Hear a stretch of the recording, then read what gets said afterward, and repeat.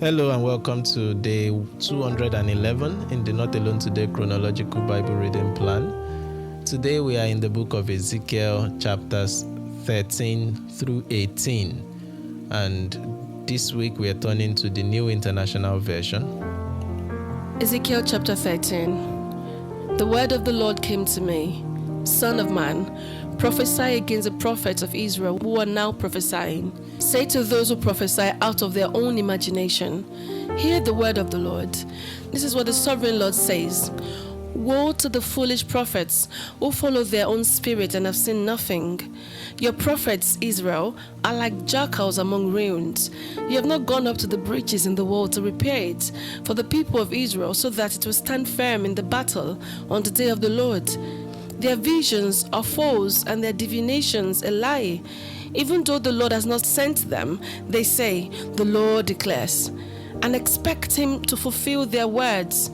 Have you not seen false visions and uttered lying divinations when you say, the Lord declares, though I have not spoken? Therefore, this is what the sovereign Lord says. Because of your false words and lying visions, I am against you, declares the sovereign Lord. My hand will be against the prophets who see false visions and utter lying divinations. They will not belong to the council of my people or be listed in the records of Israel, nor will they enter the land of Israel. Then you will know that I am the sovereign Lord. Because they lead my people astray, saying, peace, when there is no peace. And because when a flimsy wall is built, they cover it with whitewash. Therefore tell those who cover it with whitewash that it is going to fall. Rain will come in torrents, and I will send hailstones hurtling down, and violent winds will burst forth. When the wall collapses, will people not ask you, where is the whitewash you covered it with? Therefore, this is what the sovereign Lord says. In my wrath, I will unleash a violent wind, and in my anger, hailstones and torrents of rain will fall with destructive fury. I will tear down the wall you have covered with whitewash, and will level it to the ground, so that its foundation will be laid bare. When it falls, you will be destroyed in it, and you will know that I am the Lord. So I will pour out my wrath against the wall and against those who covered it with whitewash. I will say to you, the wall is gone, and so are those who whitewashed it, those prophets of Israel who prophesied to Jerusalem and saw visions of peace for her when there was no peace, declares the sovereign Lord. Now, son of man, set your face against the daughters of your people who prophesy out of their own imagination. Prophesy against them and say, this is what the sovereign Lord says. Woe to the women who sew magic charms on their wrists and make veils of various lengths for their heads in order to ensnare people. Will you ensnare the lives of my people, but preserve your own? You have profaned me among my people for a few handfuls of barley and scraps of bread. By lying to my people who listen to lies, you have killed those who should not have died, and have spared those who should not live. Therefore, this is what the sovereign Lord says. I am against your magic charms with which you ensnare people like birds, and I will tear them from your harms. I will set free the people that you ensnare like birds. I will tear off your veils and save my people from your hands, and they will no longer fall prey to your power.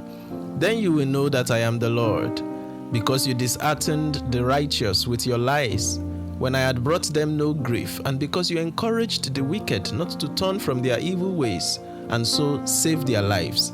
Therefore you will no longer see false visions or practice divination. I will save my people from your hands, and then you will know that I am the Lord. Chapter 14. Some of the elders of Israel came to me and sat down in front of me.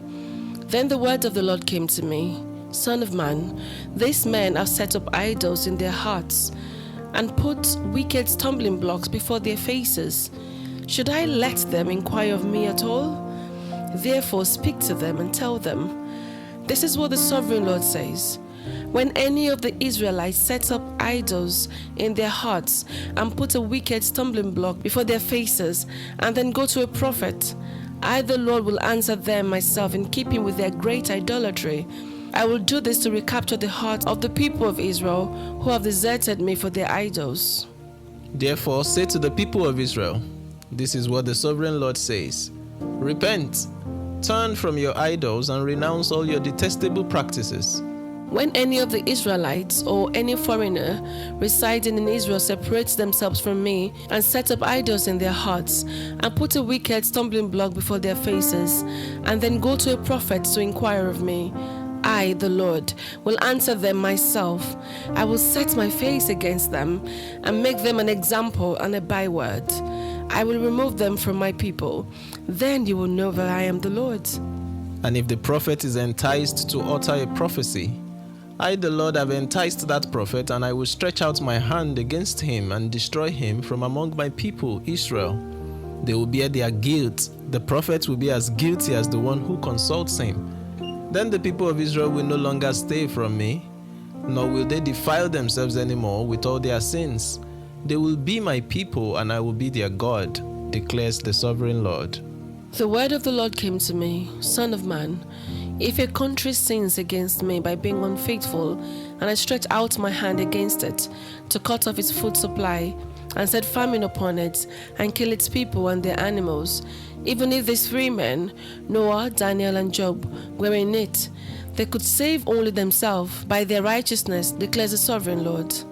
Or if I send wild beasts through that country and they leave it childless, and it becomes desolate so that no one can pass through it because of the beasts, as surely as I live, declares the sovereign Lord, even if these 3 men were in it, they could not save their own sons or daughters. They alone would be saved, but the land would be desolate. Or if I bring a sword against that country and say, let the sword pass throughout the land, and I kill its people and their animals, as surely as I live, declares the sovereign Lord, even if these 3 men were in it, they could not save their own sons or daughters. They alone would be saved. Or if I send a plague into that land and pour out my wrath on it through bloodshed, killing its people and their animals, as surely as I live, declares the sovereign Lord, even if Noah, Daniel, and Job were in it, they could save neither son nor daughter. They would save only themselves by their righteousness. For this is what the sovereign Lord says, how much worse will it be when I send against Jerusalem my 4 dreadful judgments, swords and famine, and wild beast and plague, to kill its men and their animals. Yet there will be some survivors. Sons and daughters will be brought out of it. They will come to you, and when you see their conduct and their actions, you will be consoled regarding the disaster I have brought on Jerusalem, every disaster I have brought on it. You will be consoled when you see their conduct and their actions, for you will know that I have done nothing in it without cause, declares the sovereign Lord. Chapter 15. The word of the Lord came to me, Son of man, how is the wood of a vine different from that of a branch from any of the trees in the forest? Is wood ever taken from it to make anything useful? Do they make pegs from it to hang things on? And after it is thrown on the fire as fuel, and the fire burns both ends and chars the middle, is it then useful for anything? If it was not useful for anything when it was whole, how much less can it be made into something useful when the fire has burned it and it is charred? Therefore, this is what the sovereign Lord says, as I have given the wood of the vine among the trees of the forest as fuel for the fire, so will I treat the people living in Jerusalem. I will set my face against them. Although they have come out of the fire will yet consume them. And when I set my face against them, you will know that I am the Lord. I will make the land desolate because they have been unfaithful, declares the sovereign Lord. Chapter 16. The word of the Lord came to me, Son of man, confront Jerusalem with her detestable practices and say, this is what the sovereign Lord says to Jerusalem. Your ancestry and birth were in the land of the Canaanites. Your father was an Amorite and your mother a Hittite. On the day you were born, your cord was not cut, nor were you washed with water to make you clean, nor were you rubbed with salt or wrapped in clothes. No one looked on you with pity or had compassion enough to do any of these things for you. Rather, you were thrown out into the open field, for on the day you were born, you were despised. Then I passed by and saw you kicking about in your blood. And as you lay there in your blood, I said to you, live. I made you grow like a plant of the field. You grew and developed and entered puberty. Your breasts had formed, and your hair had grown, yet you were stark naked. Later, I passed by, and when I looked at you and saw that you were old enough for love, I spread the corner of my garment over you and covered your naked body. I gave you my solemn oath and entered into a covenant with you, declares the sovereign Lord, and you became mine. I bathed you with water and washed the blood from you and put ointment on you. I clothed you with an embroidered dress and put sandals of fine leather on you. I dressed you in fine linen and covered you with costly garments. I adorned you with jewelry. I put bracelets on your arms and a necklace around your neck. And I put a ring on your nose, earrings on your ears, and a beautiful crown on your head. So you were adorned with gold and silver. Your clothes were of fine linen and costly fabric and embroidered cloth. Your food was honey, olive oil, and the finest flour. You became very beautiful and rose to be a queen. And your fame spread among the nations on account of your beauty, because of the splendor I had given you. Because the splendor I had given you made your beauty perfect, declares the sovereign Lord. But you trusted in your beauty and used your fame to become a prostitute. You lavished your favors on anyone who passed by, and your beauty became his. You took some of your garments to make gaudy high places, where you carried on your prostitution. You went to him and he possessed your beauty. You also took the fine jewelry I gave you, the jewelry made of my gold and silver, and you made for yourself male idols and engaged in prostitution with them. And you took your embroidered clothes to put on them, and you offered my oil and incense before them. Also the food I provided for you, the flour, olive oil, and honey I gave you to eat, you offered as fragrant incense before them. This is what happened, declares the sovereign Lord. And you took your sons and daughters, whom you bore to me, and sacrificed them as food to the idols. Was your prostitution not enough? You slaughtered my children and sacrificed them to the idols. In all your detestable practices and your prostitution, you did not remember the days of your youth, when you were naked and bare, kicking about in your blood. Woe, woe to you, declares the sovereign Lord. In addition to all your other wickedness, you built a mound for yourself and made a lofty shrine in every public square. At every street corner, you built your lofty shrines and degraded your beauty, spreading your legs with increasing promiscuity to anyone who passed by. You engaged in prostitution with the Egyptians, your neighbors with large genitals, and aroused my anger with your increasing promiscuity. So I stretched out my hand against you and reduced your territory. I gave you over to the greed of your enemies, the daughters of the Philistines, who were shocked by your lewd conduct. You engaged in prostitution with the Assyrians too, because you were insatiable. And even after that, you still were not satisfied. Then you increased your promiscuity to include Babylonia, a land of merchants. But even with this, you were not satisfied. I am filled with fury against you, declares the sovereign Lord. When you do all these things, acting like a brazen prostitute, when you built your mounds at every street corner and made your lofty shrines in every public square, you were all like a prostitute because you scorned payment. You adulterous wife, you prefer strangers to your own husband. All prostitutes receive gifts, but you give gifts to all your lovers, bribing them to come to you from everywhere for your illicit favors. So in your prostitution, you are the opposite of others. No one runs after you for your favors. You are the very opposite, for you give payment and none is given to you. Therefore, you prostitutes, hear the word of the Lord. This is what the sovereign Lord says. Because you poured out your lust and exposed your naked body in your promiscuity with your lovers, and because of all your detestable idols, and because you gave them your children's blood, therefore, I am going to gather all your lovers with whom you found pleasure, those you loved as well as those you hated. I will gather them against you from all around and will strip you in front of them, and they will see you stark naked. I will sentence you to the punishment of women who commit adultery and who shed blood. I will bring on you the blood of vengeance of my wrath and jealous anger. Then I will deliver you to the hands of your lovers, and they will tear down your mounds and destroy your lofty shrines. They will strip you of your clothes and take your fine jewelry and leave you stark naked. They will bring a mob against you, who will stone you and hack you to pieces with their swords. They will burn down your houses and inflict punishment on you in sight of many women. I will put a stop to your prostitution, and you will no longer pay your lovers.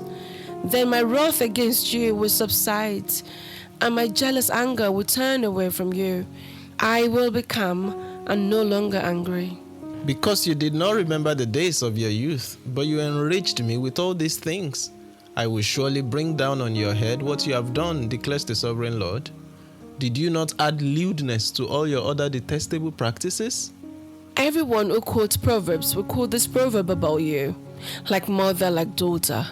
You're a true daughter of your mother, who despised her husband and her children, and you're a true sister of your sisters, who despised their husbands and their children. Your mother was a Hittite, and your father an Amorite. Your older sister was Samaria, who lived to the north of you with her daughters, and your younger sister, who lived to the south of you with her daughters, was Sodom. You not only followed their ways and copied their detestable practices, but in all your ways you soon became more depraved than they. As surely as I live, declares the sovereign Lord, your sister Sodom and her daughters never did what you and your daughters have done. Now this was the sin of your sister Sodom. She and her daughters were arrogant, overfed, and unconcerned. They did not help the poor and needy. They were haughty and did detestable things before me. Therefore I did away with them, as you have seen. Samaria did not commit half the sins you did. You have done more detestable things than they, and have made your sister seem righteous by all these things you have done. Bear your disgrace, for you have furnished some justification for your sisters, because your sins were more vile than theirs. They appear more righteous than you. So then, be ashamed and bear your disgrace, for you have made your sisters appear righteous. However, I will restore the fortunes of Sodom and her daughters, and of Samaria and her daughters, and your fortunes along with them, so that you may bear your disgrace and be ashamed of all you have done in giving them comfort. And your sisters, Sodom with her daughters, and Samaria with her daughters, will return to what they were before, and you and your daughters will return to what you were before. You would not even mention your sister Sodom in the day of your pride, before your wickedness was uncovered. Even so, you are now scorned by the daughters of Edom and all her neighbors and the daughters of the Philistines, all those around you who despise you. You will bear the consequences of your lewdness and your detestable practices, declares the Lord. This is what the sovereign Lord says. I will deal with you as you deserve, because you have despised my oath by breaking the covenant. Yet I will remember the covenant I made with you in the days of your youth. I will establish an everlasting covenant with you. Then you will remember your ways and be ashamed when you receive your sisters, both those who are older than you and those who are younger. I will give them to you as daughters, but not on the basis of my covenant with you. So I will establish my covenant with you, and you will know that I am the Lord. Then, when I make atonement for you for all you have done, you will remember and be ashamed and never again open your mouth because of your humiliation, declares the sovereign Lord. Chapter 17. The word of the Lord came to me. Son of man, set forth an allegory and tell it to the Israelites as a parable. Say to them, this is what the sovereign Lord says. A great eagle with powerful wings, long feathers, and full plumage of varied colors came to Lebanon. Taking hold of the top of a cedar, he broke off its topmost shoots and carried it away to a land of merchants, where he planted it in a city of traders. He took one of the seedlings of the land and put it in fertile soil. He planted it like a willow by abundant water, and it sprouted and became a low spreading vine. Its branches turned toward him, but its roots remained under it. So it became a vine and produced branches and put out leafy boughs. But there was another great eagle with powerful wings and full plumage. The vine now sent out its roots toward him from the plot where it was planted, and stretched out its branches to him for water. It had been planted in good soil by abundant water, so that it would produce branches, bear fruit, and become a splendid vine. Say to them, this is what the sovereign Lord says. Will it thrive? Will it not be uprooted and stripped of its fruit so that it withers? All its new growth will wither. It will not take a strong arm or many people to pull it up by the roots. It has been planted, but will it thrive? Will it not wither completely when the east wind strikes it? Wither away in the plot where it grew? Then the word of the Lord came to me. Say to these rebellious people, do you not know what these things mean? Say to them, the king of Babylon went to Jerusalem and carried off her king and her nobles, bringing them back with him to Babylon. Then he took a member of the royal family and made a treaty with him, putting him under oath. He also carried away the leading men of the land, so that the kingdom would be brought low, unable to rise again, surviving by only keeping his treaty. But the king rebelled against him by sending his envoys to Egypt to get horses and a large army. Will he succeed? Will he who does such things escape? Will he break the treaty and yet escape? As surely as I live, declares the sovereign Lord, he shall die in Babylon, in the land of the king who put him on the throne, whose oath he despised and whose treaty he broke. Pharaoh with his mighty army and great horde will be of no help to him in war, when ramps are built and siege works erected to destroy many lives. He despised the oath by breaking the covenant, because he had given his hand in pledge, and yet did all these things. He shall not escape. Therefore, this is what the sovereign Lord says. As surely as I live, I will repay him for despising my oath and breaking my covenant. I will spread my net for him, and he will be caught in my snare. I will bring him to Babylon and execute judgment on him there, because he was unfaithful to me. All his choice troops will fall by the sword, and the survivors will be scattered to the wind. Then you will know that I, the Lord, have spoken. This is what the sovereign Lord says.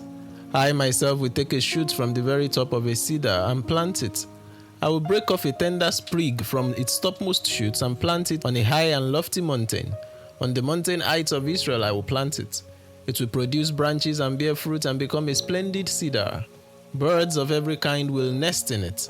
They will find shelter in the shade of its branches.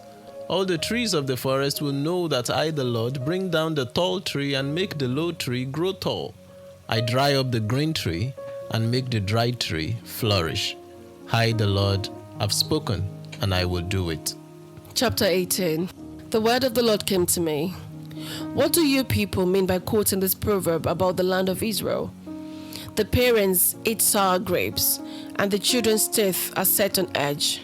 As surely as I live, declares the sovereign Lord, you will no longer quote this proverb in Israel. For everyone belongs to me, the parent as well as the child. Both alike belong to me. The one who sins is the one who will die. Suppose there is a righteous man who does what is just and right. He does not eat at the mountain shrines or look to the idols of Israel. He does not defile his neighbor's wife or have sexual relations with a woman during a period. He does not oppress anyone but returns what he took in pledge for a loan. He does not commit robbery but gives his food to the hungry and provides clothing for the naked. He does not lend to them at interest or take a profit from them.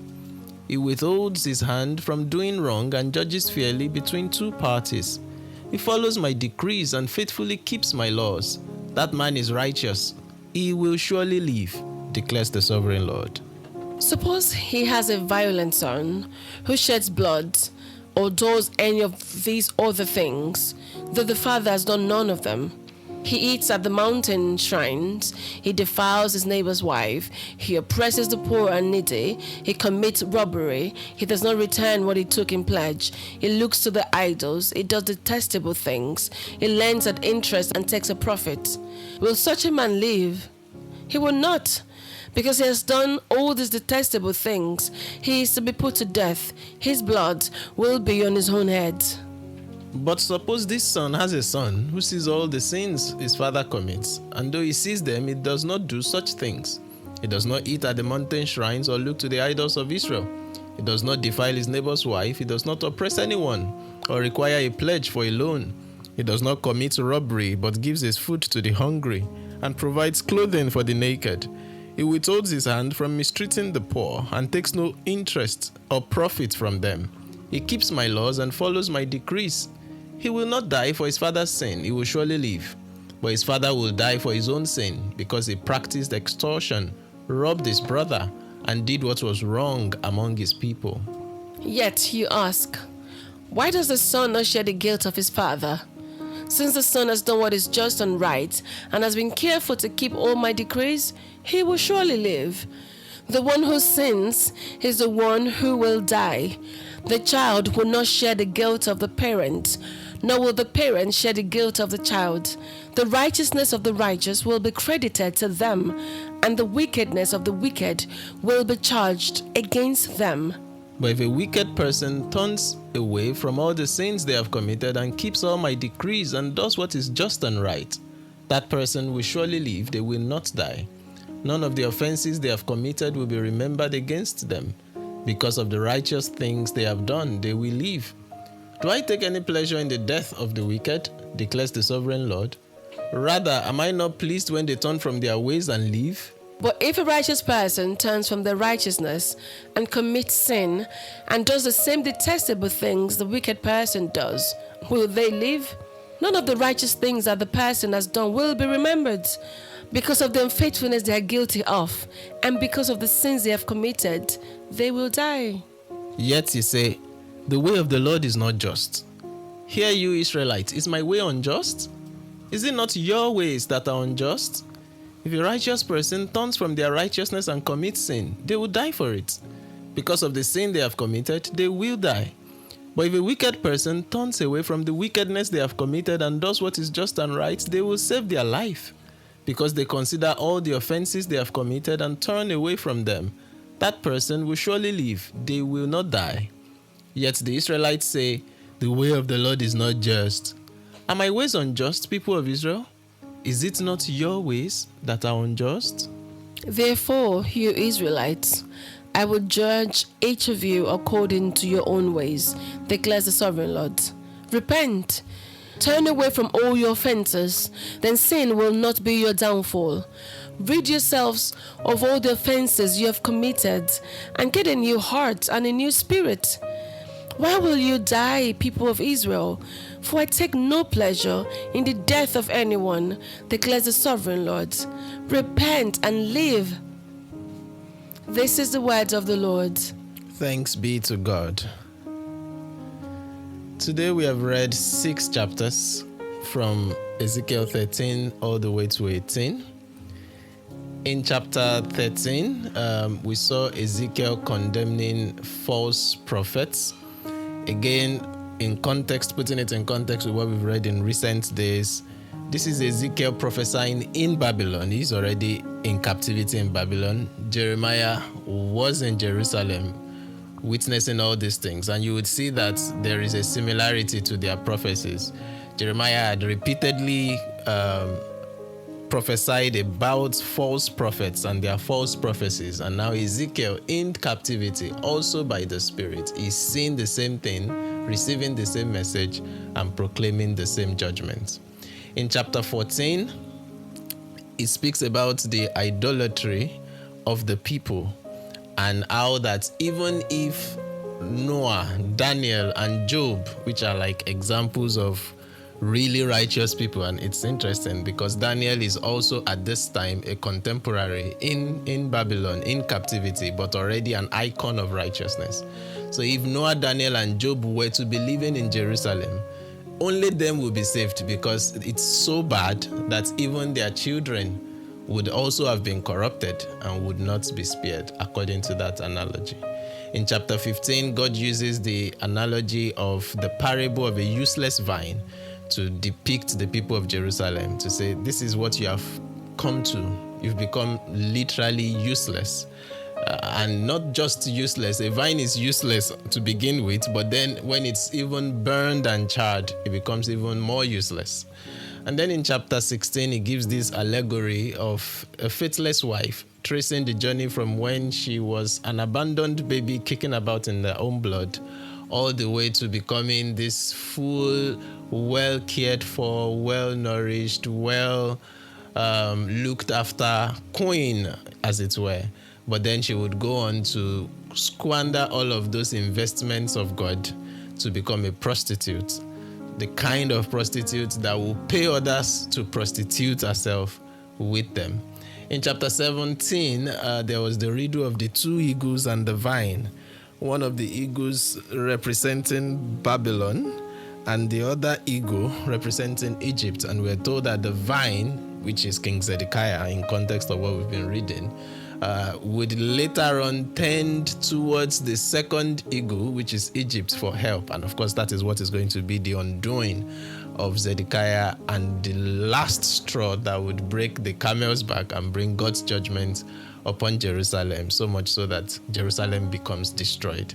In chapter 18, we are told of this proverb about parents and children, and how prior to that moment, the sin of the fathers can have impact on the children up unto the fourth generation, it seems. But God is saying that proverb will no longer be used. It's going to deal with each person according to their own actions. It says specifically in verse 20 of that verse, the one who sins is the one who will die. So those are the 6 chapters we've covered. We'll just highlight across all 6 chapters the key things that stood out to us. Anu, what stood out to you from any of the chapters? In chapter 13, I found the whitewash interesting, and it reminded me of that Bible verse that says, if the foundation be destroyed, what shall the righteous do? And I've learned that our foundation is actually in God. So instead of patching our lives together and making it look good on the outside, it's better to actually have it firmly built in God, so that He then reflects what is inside of us. Indeed. What about you? Yeah, same thoughts in verse 10 and 11, leading on to that analogy around whitewashing, was what stood out to me. And then the last statement of verse 23, I will save my people from your hands, and then you will know that I am the Lord. Like, all of this judgment that God is bringing upon the people, it's not just for punishment's sake. It's, amongst other things, to reveal the identity of who He is. I am the Lord, and you will come to know that, says the sovereign Lord. What stood out to you in chapter 14? When you were doing the summary, you mentioned how Daniel was a contemporary, but it's quite interesting how Daniel could be included with the likes of Noah and Job, who were like centuries past. And so it's the instruction to me with this is that we are not too young to be used. And we don't need to compare ourselves with any lofty standards. In our own little corner, with what we're able to do, if we stay committed to that, it will count. We can see here, Daniel is on his own, doing his own prayers, not refusing to eat the food, worshiping his God. And now God is using him, putting him side by side with Noah and Job. Like his ancestors, it was compared to them, and that is quite instructive to me. Indeed. Again, the last verse of that chapter, the last statement therein says, for you will know that I have done nothing in it without cause, declares the sovereign Lord. Also revealing the fact that, again, this is not arbitrary judgments. Everything God does, of course, is a just God by definition. And everything it does is in line and in keeping with His justice. In chapter 15 and 16, anything stood out to you? 16 is the way God painted. It's a beautiful allegory of, and I like how He brought it from the start, how He found Israel despised, beautified her, and made her a queen, and now she fell. The prophecy given here was quite explicit in her lewdness and promiscuity. Yeah. But the part that stood out to me is verse 22, where God said that Israel failed to remember the days of her youth when she was naked and bare and kicking about in her blood. And that's quite instructive to me, in that we're going places. We're going to find ourselves in high places, sitting with kings and queens. But what we do with ourselves now, while we're not there, will determine what our output will be when we're with them. I and my husband just finished seeing a TV series where there was young people that thought they thought the rich people were too pompous and too, I don't know, out there. Then they found themselves in that same shoes. And they acted even more silly than the rich people they despised earlier. And it goes on to the point that sometimes we do forget the days of our youth when we come into affluence, or when we find ourselves with people that can give us opportunity. We become excessive in wanting to keep up the appearance or wanting to belong. But we're being told here to remember the days of our youth when we're naked and bare, kicking about in our blood. Yeah. You? Oh yeah, for me it's verse 21 actually, just the verse before the one you highlighted. You slaughtered my children and sacrificed them to the idols.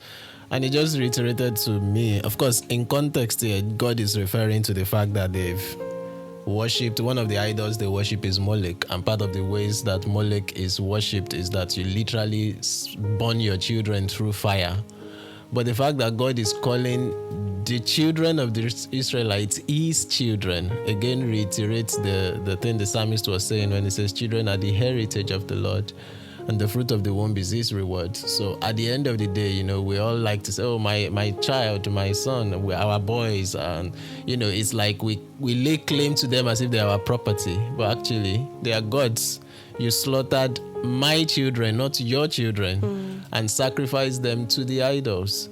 And God is holding them accountable for that. So just to reiterate that stewardship that we have as parents, no child is ours. At the end of the day, they belong to the Lord and have just been stewarded into our care to do that which He would have us do with them. Yeah. In chapter 17, I just like the parable of the two eagles and the vine. I like the description of it, and of course the explanation was given, so it's clear who is which. The first eagle being Babylon, the second eagle being Egypt, and Zedekiah the king being the vine. And yes, it's an apt description of what historically happened that would eventually lead on to the destruction of Jerusalem. Yeah. I like the analogy used in comparing what will thrive and what will die. Yeah. God is very, very real with us, especially in 18, where He kept saying, "Why do you say I'm not just?"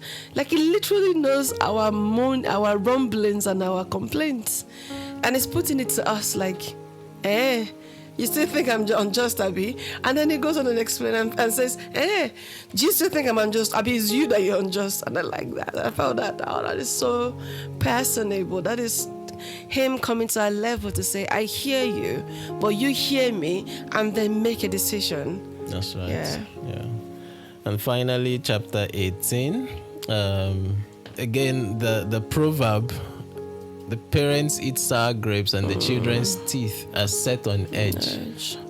Taking it in line with many of the things we've read about in the Torah, where God will say, I am the God who visits the sins of the father up unto the fourth generation. Although He says that often always in the same context in which He says that He then renders His loving kindness up unto 1,000 generations.